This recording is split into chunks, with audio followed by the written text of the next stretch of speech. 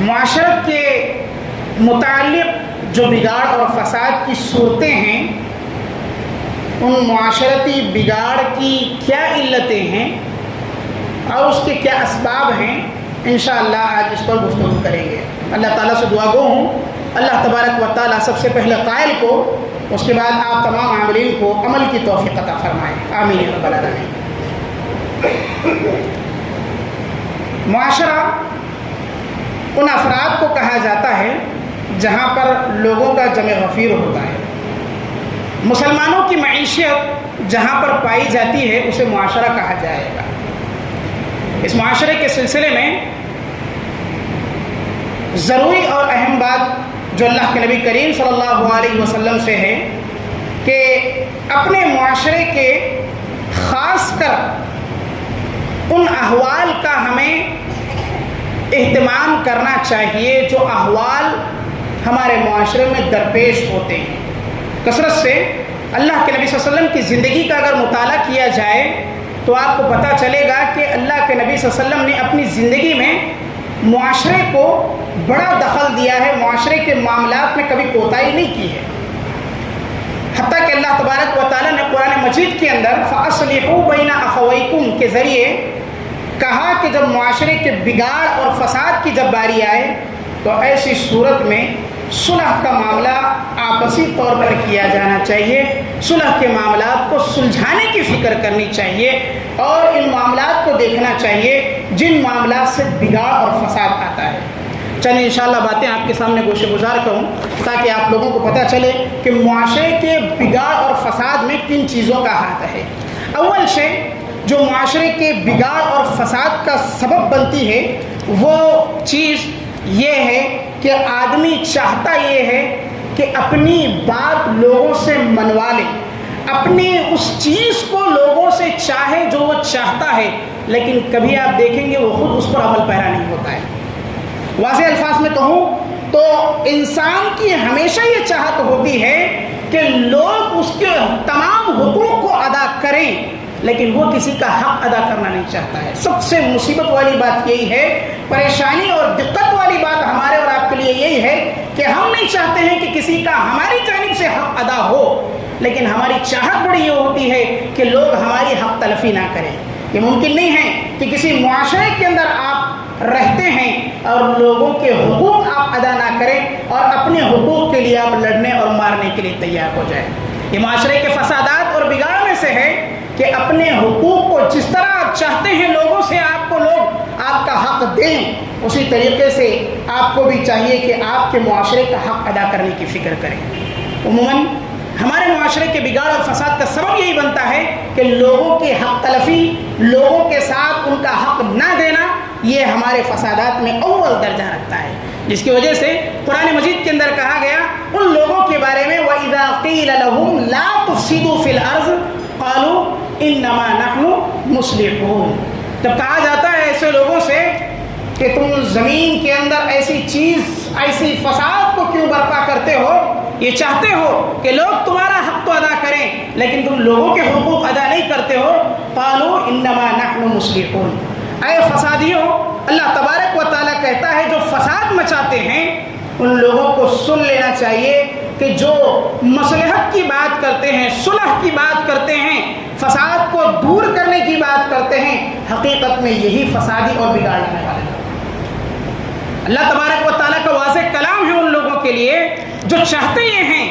کہ لوگوں سے فساد ختم ہو جائے اور اپنی زبانوں پر دیکھیں گے وہ کہ وہ اپنی زبانیں پر مصلحت کی بات کریں گے، صلح کی بات کریں گے، اچھی بھلی بات کریں گے، لیکن حقیقت میں فسادی یہی لوگ ہیں جو اللہ تبارک و تعالیٰ کے کلام سے واضح ہے کہ جب ان سے کہا جائے کہ زمین کے اندر تم رہے اور رہتے ہوئے فساد نہ مچایا کرو تو کہا جائے گا کہ ہم تو صلح کرنے والے لوگ ہیں، ہم فساد نہیں مچاتے۔ معاشرے کے اندر آپ دیکھیں گے ان لوگوں کو جو فساد کو ختم کرنے کی فکر کرتے ہیں، حقیقت کے فسادی آپ کو وہی نظر آئیں گے۔ بڑے افسوس کی بات ہے، اس معاشرے کے اندر سے اگر فساد ختم کرنا ہے تو ان مفسدوں کو، ان فساد مچانے والوں کو جو اپنی زبانوں سے تو یہ چاہتے ہیں کہ مصلحت کی بات کرتے ہیں، مصلحت چاہتے ہیں اور صلح کی بات چاہتے ہیں، پہلے خود سے فساد کو ختم کرے۔ جب تک خود سے فساد ختم نہ ہوگا تب تک صلح والی بات اپنی زبان پر نہ لائے۔ اللہ تبارک و تعالیٰ نے قرآن مجید کے اندر کہا کہ وہ لوگ جو ایسی بات کہتے ہیں جس پر وہ خود عمل پیرا نہیں ہوتے ہیں، ایسی بات انہیں نہ کہنی چاہیے۔ لما تقولون ما لا تفعلون، اے لوگوں زبان سے وہ بات ہی کیوں کہتے ہو جس کو تم کرنا نہیں چاہتے ہو، جس کام کو تم کرنا نہیں چاہتے ہو اس بات کی زبان سے کہنے کا کیا فائدہ ہے؟ تو آج کے معاشرے کے اندر جو فساد کا اصل سبب بنتا ہے وہ سبب یہ بنتا ہے کہ جو لوگ چاہتے ہیں کہ فساد نہ ہو، حقیقت میں وہی فسادی ہوا کرتے ہیں۔ اس بات کا خیال رکھنا ہر معاشرے کے مسلمان کا فرد کا جو ہے ایک فریضہ بنتا ہے۔ اسی طریقے سے جب آپ لوگوں کی برائیوں پر خاموشی اختیار کرنے والے بن جائیں، لوگوں کے درمیان فتنہ فساد کو ختم نہ کرنے والے آپ بن جائیں، یقین مان لیجئے آپ کا فساد اور بگاڑ کبھی معاشرے سے ختم نہ ہوگا۔ اللہ کے نبی کریم صلی اللہ علیہ وسلم نے فرمایا من رأى منکم منکرا فلیغیر بیدہ فإن لم یستطع فبلسانہ فإن لم یستطع فبقلبہ ذلک اضعف الایمان۔ اللہ کے نبی کریم صلی اللہ علیہ وسلم فرماتے ہیں آپ جب کسی منکر کام کو دیکھیں، غلط کام کو دیکھیں، گناہ کے کام کو دیکھیں، فساد کے کام کو دیکھیں، بگاڑ کے کام کو دیکھیں، دین اسلام کے اندر، مسلمانوں کے معاشرے کے اندر آپ کا اور میرا حق بنتا ہے کہ ہم اس منکر کام کے اوپر اپنی حتی الامکان طاقت کے ساتھ کوشش کریں کہ اسے روک دیں۔ فَلْيُغَيِّرْ بِيَدِهِ، طاقت اگر ہمارے اندر ہے اپنے ہاتھ سے روک سکتے ہیں۔ اللہ کے نبی صلی اللہ علیہ وسلم نے فرمایا ہاتھ سے روکو برائی کو۔ وَإِن لَمْ تَسْتَطِعْ فَبِلِسَانِهِ، طاقت نہیں ہے ہاتھ سے روکنے کی، اللہ نے آپ کو زبان دی ہے، اس زبان سے اس گناہ کو، اس برائی کو، اس فساد کو ختم کرنے کی کوشش کرو۔ فَإِن لَمْ يَسْتَطِعْ فَبِقَلْبِهِ، اگر آپ اتنا نہیں کر سکتے ہیں، آپ اپنے ہاتھ سے نہیں روک سکتے ہیں، اپنی زبان سے نہیں روک سکتے ہیں، ایسے بگاڑ معاشرتی فساد کو ختم کرنے کے لیے آپ کے دل کے اندر کم سے کم اتنی چیز تو آنی چاہیے کہ فلاں شخص نے برا کام کیا ہے، فلاں شخص فسادی ہے، فلاں عمل جو ہے آپ کا فسادی عمل ہے، اس سے آپ کو اور مجھے اس سے برا جاننا چاہیے، غلط جاننا چاہیے، دل میں اسے غلط تصور کرنا چاہیے۔ ذالک اضعف الایمان، ایمان کے تقاضے ہیں، کہیں ادنا ہیں کہیں اعلیٰ ہیں، ان میں ادنا درجے کا، کمتر درجے کا، سب سے نیچا والا ایمان کا حصہ یہ ہے کہ آدمی کم سے کم اس چیز کو برا جانے جو چیز بری ہے۔ میرے حاضرین گرامی، نبی صلی اللہ علیہ وسلم کی بڑی پیاری حدیث ہے یہ، جس کے اندر ایمان کی کیٹیگری بتلائی گئی ہے۔ جس کا ایمان مضبوط ہو، کوشش کرتا ہے اپنے ہاتھ سے روکنے کی، اگر طاقت رکھتا ہے۔ ایمان کی کمزوری اگر یہ ہے کہ آپ اپنے ہاتھ سے نہیں روک سکتے ہیں، آپ کی جسمانی طاقت اس بات کا جواب دیتی ہے، اس بات سے عاجز ہے کہ اپنے اندر طاقت نہیں ہے آپ ہاتھ سے روکے کسی برائی کو، تو کم سے کم آپ کا اور میرا فریضہ یہ ہونا چاہیے کہ اپنی زبان استعمال کریں۔ اتنا نہیں کر سکتے ہیں، آپ کے ایمان کا اگر ادنا درجہ آپ کے پاس ہے تو کم سے کم اسے برا جاننا یہ آپ کو اور میرا فرض بنتا ہے۔ اللہ کے نبی صلی اللہ علیہ وسلم کی حدیث سے واضح ہے ہمارے اور آپ کے لیے۔ اللہ تبارک و تعالیٰ نے قرآن مجید کے اندر کہا یا ایھا الذین آمنوا علیکم انفسکم لا یضرکم من ضل۔ آج کیا ہے؟ ہمیں اپنے ایمان کی بچانے کی سخت ضرورت ہے، خود کو فسادی ہونے سے روکنے کی ضرورت ہے، خود کو فتنہ پرور ہونے سے روکنے کی ضرورت ہے۔ آج دنیا کے مسائل بے شمار ہیں، دنیا کے اندر آپ اور ہم جانتے ہیں اس چیز کو، جہاں بگاڑ لانے والے ہیں، فساد لانے والے ہیں، ہمیں اور آپ کا یہ فریضہ بنتا ہے کہ پہلے خود کی فکر کرنے کے لیے تیار ہو جائے۔ اللہ تعالیٰ نے قرآن مجید کے اندر واضح طور پر کہا اے ایمان والوں، تمہارے لیے ضروری ہے کہ اپنی جانوں کی حفاظت کرو، اپنے آپ کی پہلے اپنے ایمان کی حفاظت کرو۔ لا یضرکم من ضل، اگر کوئی گمراہ ہوتا ہے، اگر کوئی فساد مچانے والا ہوتا ہے، اگر کوئی دین اسلام سے ہٹ رہا ہے، تمہارے لیے کوئی نقصان نہیں ہے۔ تمہارا کام کیا ہے؟ من اہتدیتم، تمہارا کام ہے ہدایت پہنچانا اس کے پاس، اس کے باوجود بھی وہ گمراہ ہوتا ہے، فساد اپنے اندر پیدا کرنا چاہتا ہے، اپنے معاشرے کے اندر بگاڑ بننا چاہتا ہے، تو اسے اس کی حال پر چھوڑ دو۔ صرف تمہارا یہ فرض بنتا ہے کہ تم اسے چھوڑ کر کے اپنی فکر کرنے لگ جاؤ کہ کہیں میں بھی دین اسلام کے اندر فسادی نہ ہوں، بگاڑ پیدا کرنے والا نہ ہوں۔ اللہ تبارک و تعالیٰ کا کلام واضح ہے، الی اللہ مرجعکم فینبئکم جمیعا، سب کو اللہ تبارک و تعالیٰ کے یہاں لوٹنا ہے، سب کو اللہ تبارک و تعالیٰ کے پاس جانا ہے، پھر اللہ تبارک و تعالیٰ تمہارے تمام اعمال سے باخبر ہے اور اللہ تبارک و تعالیٰ تمہارے سارے کرتوتوں کو دیکھ رہا ہے۔ میرے حاضرین گرامی، یہ ہماری سب سے بڑی غلطی ہے کہ ہم اپنی نفسوں کو چھوڑ کر کے، اپنی خرابیوں کو چھوڑ کر کے، اپنی برائیوں کو ترک کر کے دوسروں کے پیچھے پڑ جاتے ہیں۔ اس لیے شاعر نے کہا، زندگی بھر ایک ہی غلطی کرتے رہے، زندگی بھر ایک ہی غلطی کرتے رہے، چہرے پہ لگی تھی دھول آئینہ صاف کرتے رہے۔ لوگوں کے آئینے کو صاف کرنے نہ جاؤ، اپنے چہرے کی دھول کو ہٹانے کی فکر کرو، اپنے چہرے پر لگی ہوئی اس گندگی کو دور کرنے کی فکر کرو۔ لوگوں کے آئینوں کو صاف کرتے ہوئے اپنے آپ کو کبھی آپ صاف نہ کر پائیں گے۔ میرے حاضرین گرامی، معاشرے کے بگاڑ اور فساد کے جو اسباب ہیں، ان سببوں میں ایک سبب یہ بنتا ہے کہ آدمی خود کو تکبر سے بہت زیادہ محسوس کرنے والا بن جائے، خود میں تکبر کرنے والا ہو جائے، غرور کرنے والا ہو جائے، جس کی مثالیں بے شمار آپ کو قرآن و حدیث کے اندر ملیں گی۔ فرعون جیسا شخص جس نے کبر کا دعویٰ کیا، حامان جیسا شخص جس نے کبر کا دعویٰ کیا، قارون جیسا شخص جس نے تکبر کا دعویٰ کیا، بڑے بڑے جابر اور کبر کے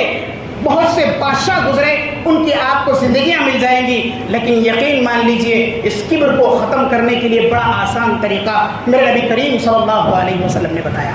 البادی بالسلام بریء من الکبر۔ رسول اللہ صلی اللہ علیہ وسلم نے کہا، سلام میں پہل کرنے والا، سلام میں شروعات کرنے والا، سب سے پہلے السلام علیکم ورحمۃ اللہ وبرکاتہ کہنے والا بریء من الکبر، وہ تکبر سے پاک ہوتا ہے، تکبر سے صاف ہوتا ہے۔ آج ہمارے معاشرے کے اندر سامنے والے کے سلام کا انتظار کیا جاتا ہے، خود سے سلام کرنے میں آر محسوس کیا جاتا ہے، اور یہ کبر کی علامتوں میں سے ایک علامت ہے، اور یہ آگے چل کر بنائے فساد بنتی ہے کہ آدمی کے اندر تکبر داخل ہوا، پھر آہستہ آہستہ اس قدر بڑھ گیا کہ اس کے تکبر کی وجہ سے وہ دین کے اندر فساد و بگاڑ لانے والا بن گیا۔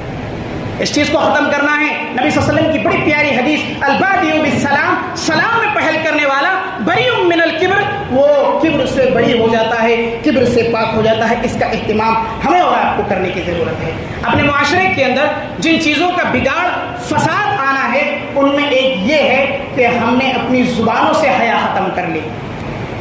سنا تو یہ جاتا ہے کہ کپڑوں سے حیا ختم ہوتی ہے، لیکن بسا اوقات زبانوں سے حیا ختم ہو جاتی ہے۔ وجہ کیا ہے؟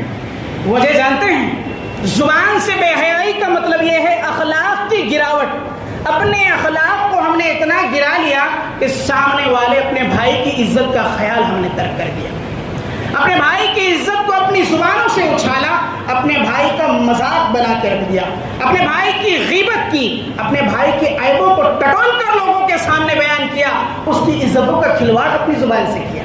یہ آدمی کی بے حیائی کا سب سے اول درجہ ہے، جو زبان سے ایک آدمی کو ننگا کیا جاتا ہے، اس کے حیا کو تار تار کیا جاتا ہے۔ بڑے افسوس کی بات ہے، نبی کریم صلی اللہ علیہ وسلم نے فرمایا، اذا لم تستحی فاصنع ما شئت۔ لوگوں، حیا اگر چھوڑ دو، چاہے جسمانی ہو چاہے زبانی ہو، حیا اگر تم سے ختم ہو جائے، فاصنع ما شئت، دنیا کے اندر جتنی برائیاں ہیں کر ڈالو، کوئی تم پر اثر ہونے والی نہیں ہے، کیونکہ تمہارے اندر سے حیا ختم ہو گئی ہے۔ تب یہ حیا چلی جاتی ہے، یہ حیا ختم ہو جاتی ہے۔ دنیا کے جتنے گناہ کرنا ہے کرو، اللہ تبارک و تعالیٰ کے یہاں یہ حیا سے بڑھ کر کوئی چیز نہیں ہے۔ تو حیا کی پاسداری اپنی زبانوں سے، اپنے جسموں سے کبھی اتارو نہ اتارنے دو۔ اس کی کوشش کرو کہ کسی کی حیا پر حملہ نہ کرو۔ میرے حاضرین گرامی، اپنے معاشرے کے فساد اور بگاڑ میں ان اسباب میں ایک سبب یہ بنتا ہے کہ لوگوں کی حیا کے ساتھ نہ کھیلا کرو۔ اخلاقی گراوٹ، گفتگو کا ہمارا طرز عمل ہم اور آپ دیکھتے ہیں، ساتھ ہی ہماری زندگی کے افعال، کردار اور اپنی زندگی کا ہر وہ پہلو جہاں پر ہماری اخلاقی گراوٹ نظر آتی ہے، جہاں پر ہماری زبانیں ایک دوسرے کے خلاف اگلنے لگتی ہے، ایسی زبانوں کو تالا لگانے کی ضرورت ہے۔ نبی کریم صلی اللہ علیہ وسلم فرماتے ہیں، انما بعثت لاتمم مکارم الاخلاق، یقین اللہ تبارک و تعالیٰ نے مجھے دنیا کے اندر بھیجا ہے، اسی لیے بھیجا ہے کہ میں مکمل اخلاق کا ضابطہ تمہیں سکھا سکوں، مکمل اخلاق کا ضابطہ تمہیں بتلا سکوں کہ وہ کون سی چیزیں ہیں جن جن اخلاق کو اپنا کر ایک مسلمان اپنے معاشرے کو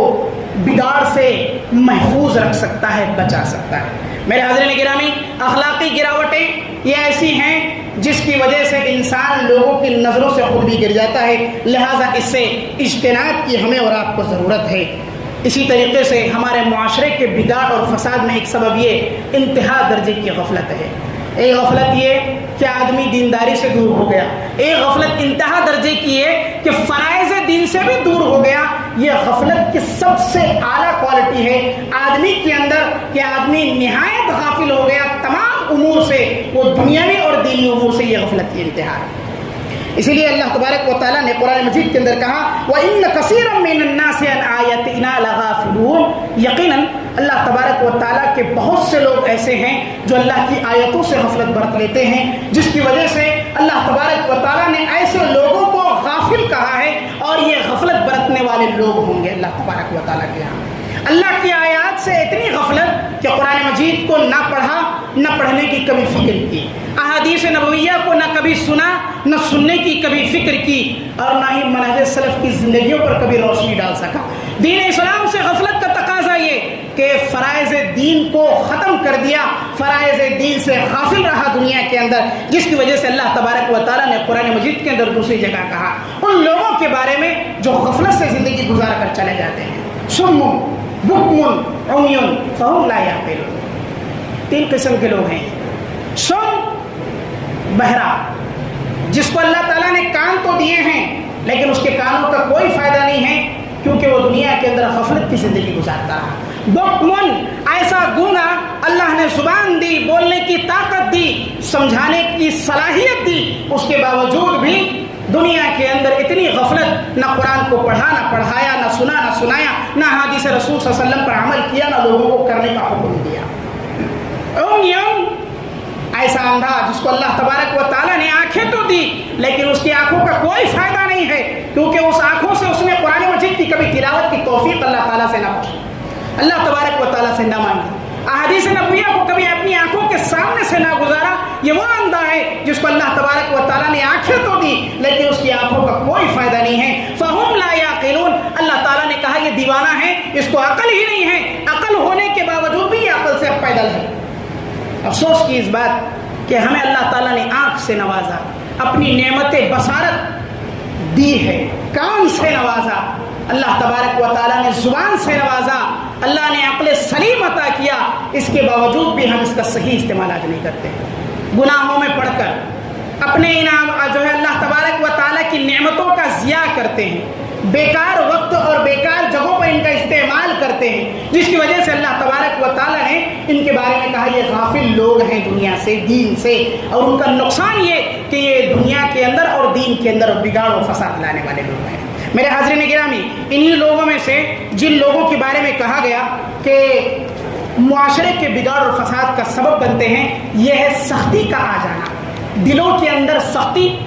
دلوں کے اندر سخت پن، اور دلوں کا زنگ جب تک ہمارا ختم نہ ہوگا، ایک دوسرے پر عداوت ہماری ختم نہ ہوگی، انتقام کا جذبہ ہمارے دلوں کے اندر سے ختم نہ ہوگا، یقین مان لے اس وقت تک ہمارا معاشرہ کبھی بگاڑ اور فساد سے پاک نہیں ہو سکتا۔ فتح مکہ کا موقع، اللہ کے نبی کریم صلی اللہ علیہ وسلم کا کھلا اعلان تمام لوگوں کے لیے جو کفار تھے، اپنے صحابہ کے سامنے رسول اللہ صلی اللہ علیہ وسلم نے کہا جو خانہ کعبہ کے ستار پردے کو پکڑ لے اسے معافی دے دو، جو ابو سفیان کے گھر میں داخل ہو جائے اسے معافی دے دو، اور ہر اس شخص کو معافی دے دو جو اسلام کے اندر داخل ہونا چاہتا ہے۔ صحابہ کرام صدیوں کی دشمنیاں، ایک دوسرے کے خون کے پیاسے، ایک دوسرے پر ظلم برداشت کرتے کرتے حد پار کر لیے، انہوں نے سوچا کہ آج موقع بڑا اچھا ہے، ان لوگوں سے انتقام لینا چاہیے جن لوگوں کے ظلم کے آج ہم شکار ہوئے تھے اور ہم ان کا ظلم برداشت کرتے رہے تھے۔ ہم آج بڑے اچھے موقع میں کفار سے ملے ہیں، آج موقع یہ ہے کہ اپنی تمام انتقامات کو پورا کر لیں، اپنے جذبہ انتقام کو آج ہم مکمل طور پر عمل آوری کرنے کی کوشش کریں۔ لیکن اللہ کے نبی صلی اللہ علیہ وسلم کا پروانہ الیوم یوم المرحمہ، آج کا دن ہے میرے صحابہ، رحم کا دن ہے، آج کا دن میرے صحابہ امن کا دن ہے ہر اس شخص کے لیے جو اسلام میں داخل ہونا چاہے، حتیٰ کہ اگر کوئی بھاگ رہا ہے تو اس کے پیچھے بھی نہ جایا جائے، یہ اللہ کے نبی صلی اللہ علیہ وسلم کا پیغام تھا اس وقت کے لیے، ان لوگوں کے لیے جو مکہ فتح ہو جانے کے بعد مکہ میں داخل ہوئے تھے۔ تمام صحابہ اکرام نبی صلی اللہ علیہ وسلم کے اس قول پر لبیک کہے، یہاں تک کہ جو بھاگنا چاہے کفار بھاگ گئے، جو اسلام میں داخل ہونا چاہے ان سے کوئی انتقام نہ لیا گیا، یہاں تک کہ جو ابو سفیان کے گھر میں داخل ہو گیا، جو مکہ کے پردے سے لٹک گیا، اللہ کے نبی صلی اللہ علیہ وسلم نے اسے بھی معاف فرما دیا۔ یہ ہمارے اسلام کے اندر، یہ ہمارے معاشرے کے اندر فساد کو ختم کرنے کے لیے ضروری ہے سختیوں کو دلوں سے نکال دیں، انتقام کو ختم کر دیں، اور ساتھ ہی ساتھ اپنی عداوتوں کو ختم کریں، اپنی دشمنیوں کو، آپسی دشمنیوں کو ختم کرنے کی فکر کریں۔ میرے حاضرین گرامی، انہی اشیاء میں جس کے ذریعے سے بگاڑ اور فساد آتا ہے ہمارے اپنے وقت کا ضیاع ہے، جس کی آج ہم اور آپ پرواہ نہیں کرتے ہیں۔ آج ہم وقت بڑے ایسے اوقات میں گزارتے ہیں جس کی ہمیں پرواہ نہیں ہے، جس کی وجہ سے فساد اور بگاڑ آتے ہیں ہمارے اور آپ کے درمیان میں۔ علامہ ابن قیم نے بڑا اچھا قول کہا، انہوں نے کہا تھا الوقت کالسیف اذا لم تقطع فیقطع۔ وقت ایک تلوار کی مانند ہے، اگر آج تم اس تلوار کو کاٹ نہ دو گے تو یہ تلوار کل تمہیں کاٹ کے رکھ دے گی۔ یہ وقت ایسا ہے کہ اگر آدمی آج ضائع کر دے، برباد کر دے، تو جان لیجئے یہ موت سے بھی زیادہ سخت ہے آپ کے لیے۔ موت تو آئے گی، آپ کو دنیا سے نکالے گی، آخرت میں لے کر چلے جائے گی، لیکن یہ وقت ایک بار ہاتھ سے نکل گیا تو آخرت میں بھی خسارہ ہے اور آپ کی دنیا تو خسارے میں ہی رہے گی۔ لہٰذا وقت کا بڑا اہتمام کریں، اپنے وقت کو کبھی ضائع ہونے نہ دیں۔ انہی اشیاء میں سے اپنے فسادات کے جو معاشرے کے اندر لاتے ہیں، سب سے پہلے دلوں کی اور پاکی صفائی ہے۔ جب تک دل یہ پاک نہ ہو، صاف نہ ہو، اپنے دلوں سے غلاظتیں ختم نہ ہو، ایک دوسرے کے خلاف بھرے ہوئے غیبت، ایک دوسرے کے خلاف بھری ہوئی باتیں ہمارے دل کے اندر جو موجود ہیں ختم نہ ہو، اس وقت تک ہمارا دل صاف نہ ہو جائے گا، تب تک ہمارے معاشرے کا بگاڑ اور فساد ختم نہ ہونے والا ہے۔ اللہ کے نبی صلی اللہ علیہ وسلم نے کہا الا ان فی الجسد مضغہ اذا صلحت صلح الجسد كله واذا فسدت فسد الجسد كله الا وهي القلب۔ بخاری و مسلم۔ اللہ کے نبی صلی اللہ علیہ وسلم نے فرمایا خبردار سن لو، یقیناً اللہ تبارک و تعالیٰ نے جسم کے اندر ایک لوتھڑا بنایا ہے گوشت کا، جب تک وہ جسم کا گوشت کا لوتھڑا سدھرا ہوا رہتا ہے، صحیح سالم رہتا ہے، تب تک انسان صحیح سالم رہتا ہے، اور جس وقت وہ خراب ہو جاتا ہے، یقین مان لیجئے جب وہ بگڑ جاتا ہے تو اس کے بگاڑ کی وجہ سے مکمل طور پر فساد آتا ہے، اور یہ چیز انسان کے جسم کے اندر دل کہلاتا ہے۔ یہ اللہ کے نبی صلی اللہ علیہ وسلم کا فرمان ہے، جو فساد اور بگاڑ کی اصل جڑ ہے وہ ہمارا دل ہے۔ جب ہم اسے درستگی کی راہ پر لے کر چلیں گے تو اللہ تبارک و تعالیٰ کے صحیح سیدھے سچے راستے پر چلیں گے، اور اگر ہم اپنے دل کو بگاڑ لیں گے تو جان لیں اپنے دل کو بگاڑنے کی وجہ سے ہم اپنے راستے سے بھٹک جائیں گے۔ میرے حاضرین گرامی، انہی چیزوں میں سے جو فسادات لے کر آتے ہیں انہیں جان لینا چاہیے کہ جن چیزوں کا اہتمام کرنا ہے وہ ہے ہم مکمل طور پر دین اسلام میں داخل ہوں۔ جب تک ہم دین اسلام کے اندر مکمل طور پر داخل نہ ہوں گے تب تک یہ فساد، یہ بگاڑ، یہ ایسی چیزیں جس کے ذریعے فتنہ آتا ہے یہ ختم نہ ہونے والی ہے۔ اللہ تبارک و تعالیٰ کا پیغام ہم تمام کے لیے یا ایھا الذین آمنوا ادخلوا فی السلم کافہ ولا تتبعوا خطوات الشیطان۔ اللہ تعالیٰ کہتا ہے اے لوگوں پورے کے پورے اسلام میں داخل ہو جاؤ، مکمل طور پر اسلام میں داخل ہو جاؤ۔ کچھ چیزوں کو اسلام کی لے کر کے، اس کی اچھائیوں کو لے کر کے چلنا اور بقیہ چیزوں کو ترک کرنا یہ اسلام میں مکمل طور پر داخلے کا سبب نہیں ہے۔ داخل ہونا ہے، مکمل طور پر اسلام میں داخل ہو جاؤ۔ بعض اچھی چیزوں کو لے لینا اور بقیہ چیزوں کو چھوڑ دینا یہ مکمل مسلمان ہونے کی علامت نہیں ہے۔ وَلَا تَتَّبِعُوا خُطُوَاتِ الشَّيْطَانِ، شیطان کے راستوں پر نہ چلو۔ وَإِنَّهُ لَكُمْ عَدُوٌّ مُّبِينٌ، یہ شیطان تمہارا کھلا ہوا دشمن ہے، واضح طور پر تمہارا دشمن ہے۔ آیت کریمہ سے واضح ہے کہ اللہ تبارک و تعالیٰ دین اسلام میں مکمل طور پر ہمیں آنے کی دعوت دیتا ہے، لہذا دین اسلام کے اندر مکمل طور پر اترنے کی فکر ہمیں اور آپ کو آج کرنی چاہیے۔ آج ایک چیز یہ کہ ہم نے حلت اور حرمت کا فرق ختم کر دیا، جس کی وجہ سے ہمارے اندر بگاڑ اور فساد آ رہا ہے۔ حلت و حرمت کیا کہ حلال اور حرام کی تمیز، حلال اور حرام کا ہمارے درمیان سے ختم ہو گیا۔ اللہ کے نبی کریم صلی اللہ علیہ وسلم کی پیشن گوئی یاد رکھیں، قیامت سے پہلے اللہ کے نبی کریم صلی اللہ علیہ وسلم کی حدیث ہے لَيَأْتِيَنَّ زمان، تم پر ایک ایسا زمانہ آنے والا ہے، لوگوں سن لو، ایسا زمانہ تم پر آنے والا ہے کہ جس کے وجہ سے تم میں کچھ ایسے ہوں گے کہ امن اخذ من حلال ام حرام این یکتسبہ المال، اسے پتہ ہی نہیں ہوگا کہ وہ مال تو کما رہا ہے، وہ مال حلال کا ہے یا حرام کا ہے، اس کی اسے تمیز نہ ہوگی۔ یہ زمانہ تم پر آنے والا ہے، ایک ایسا زمانہ کہ تمہیں حلال اور حرام میں تمیز باقی نہ رہے گی، تمہاری نیت یہ ہوگی، تمہارا حال یہ ہوگا کہ تم صرف اور صرف مال کو سمیٹنے والے بن جاؤ گے، اللہ کی راہ میں خرچ نہ کرنے والے بنو گے، اور ساتھ ہی ساتھ یہ کہ اس کے اندر تمیز نہ کی جائے گی کہ وہ حلال ہے یا حرام ہے۔ اس بات کی فکر کہ یہ مال جس کو ہم آج کماتے ہیں اس کے اندر حلال اور حرام کی فکر اگر نہ ہوگی تو یہ ہمارے لیے معاشرے کے فکر جو ہے بگاڑ کا سبب بن سکتا ہے۔ میرے حاضرین گرامی، دو باتیں بڑی اہم ہیں اور ان کو ذکر کرنا مناسب سمجھوں گا آپ کا مختصر وقت لے کر۔ آج ہمارے درمیان بگاڑ اور فساد کا جو اصل سبب بنتا ہے وہ سبب یہ بنتا ہے کہ ہم نے آج ائمہ، علماء اور اہل علم کی ناقدری شروع کر دی ہے۔ آج ہمارے ائمہ کی ہم قدر نہیں کرتے ہیں، ہمارے علماء کی ہم قدر نہیں کرتے ہیں۔ اپنی مسجد کا امام ہوتا ہے، اس کی قدر کرنا ہمارا اور آپ کا فریضہ ہے۔ اہل علم ہوتا ہے جس کی تعریف اللہ تبارک و تعالیٰ نے قرآن مجید کے اندر کی، فاسألوا اہل الذکر ان کنتم لا تعلمون، سوال کرو ان لوگوں سے جس کے اہل وہ ہیں، ان لوگوں سے پوچھا جائے، اور تم کسی چیز کا علم نہ رکھتے ہو تو اس کے بارے میں تم سوال کرتے رہا کرو۔ یہ اللہ کے نبی صلی اللہ علیہ وسلم کی پیشن گوئی جو ہے ہمارے لیے اس چیز میں آپ کے سامنے ایک چیز رکھوں۔ ابو الہیثم نامی شہر بخارا کا ایک گورنر تھا۔ یہ واقعہ آپ کو سیر اعلام النبلہ ایک کتاب ہے، تاریخ کی بڑی اہم کتاب، اس میں مل جائے گا۔ علماء کی ناقدری کا ہمارا یہ عالم ہے کہ ہم اپنے علماء کی قدردانی نہیں کرتے، بڑے افسوس کی بات ہے۔ سن لیں، ابو الہیثم نامی گورنر جس کا نام احمد بن خالد تھا، یہ امام بخاری کو خط لکھتا ہے، اس بات کا خط کہ تم درس کو میرے حرم شریف میں، شاہی میں آ کر دیا کرو، حرم شاہی میں یعنی بادشاہ کے خاص مقام پر آ کر دیا کرو، چونکہ میں درس کا خواہش مند ہوں، تم تک پہنچ نہیں سکتا ہوں، مجھے وہاں آ کر کے درس دو، تم چل کر کے اپنے سامان کو لے لو۔ ان کے سامان میں ان کی بڑی اہم کتاب التاریخ الکبیر ہے، اور ایک دوسری کتاب امام بخاری کی جو امام بخاری نے اپنی صحیح البخاری کے نام سے لکھی ہے الجامع۔ ان دو کتابوں کو اور ان کے علاوہ دیگر کتابوں کو لے کر میرے پاس چلے آؤ تاکہ تم مجھے دل میں حدیث سکھا سکو، علم دین سکھا سکو۔ امام بخاری رحمہ اللہ نے ان کے لیے جواب لکھا، انہوں نے لکھا کہ مجھے اس بات کا خوف نہیں ہے کہ آپ بادشاہ ہیں، اور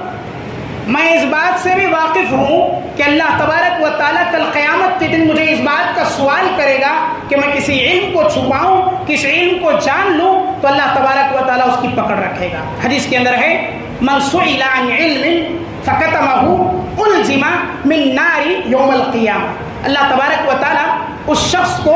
جو قیامت کے دن لایا جائے گا اگر کسی علم کو جان بوجھ کر چھپاتا ہے، دین کے جانتا ہے اور لوگوں کو بتاتا نہیں ہے، تو اس کی سخت پکڑ اللہ تبارک و تعالیٰ پکڑے گا اور اسے جہنم کا طوق پہنایا جائے گا۔ امام بخاری نے کہا کہ اگر تم کو علم حاصل کرنا ہے تو میرے گھر آؤ، میں تمہیں علم سکھلاؤں گا، تمہاری ایک کی خاطر میں اپنے گھر اور مکان کو چھوڑ کر تمہارے پاس آ نہیں سکتا۔ امام بخاری کا یہ جواب سن کر گورنر نے کہا کہ اگر تم ایسا کرو گے تو ممکن ہے کہ میں تمہیں اپنے گاؤں سے دستبردار کر دوں، اپنے گاؤں سے تمہیں نکال دوں۔ امام بخاری نے کہا مجھے فرق نہیں پڑتا، اگر تم میرے درس حدیث بند کر دو گے تو کل قیامت کے دن تم اس کے ذمہ دار رہو گے۔ حاضرین گرامی، ائمہ ہمارے اس زمانے کے نڈر ہوا کرتے تھے، کسی بات کا انہیں خوف نہ تھا، حتیٰ کہ وہ بادشاہوں کے معاملات میں بھی خوف نہ کھاتے تھے۔ لیکن آج ہمارے ائمہ، ہمارے علماء، اہل علم کا یہ معاملہ کہ ان کے دلوں میں عوام کا خوف داخل ہو گیا، عوام کا ڈر ان کے اندر پیدا ہو گیا، جس کی وجہ سے ہمارے ائمہ اپنے مسائل کو حل کرنے میں بڑا خوف محسوس کرتے ہیں۔ دوسری بات، ایک اور چیز سن لیں حدیث اسی سلسلے میں، طبقات ابن سعد اور العلم والعلماء ایک کتاب ہے، اس کتاب میں صفحہ نمبر 52 میں یہ واقعہ ذکر کیا گیا ہے۔ امام عبداللہ ابن مبارک جو حافظ الحدیث تھے، بہت بڑے حافظ الحدیث، حدیث کے یاد کرنے والے، حفظ کرنے والے،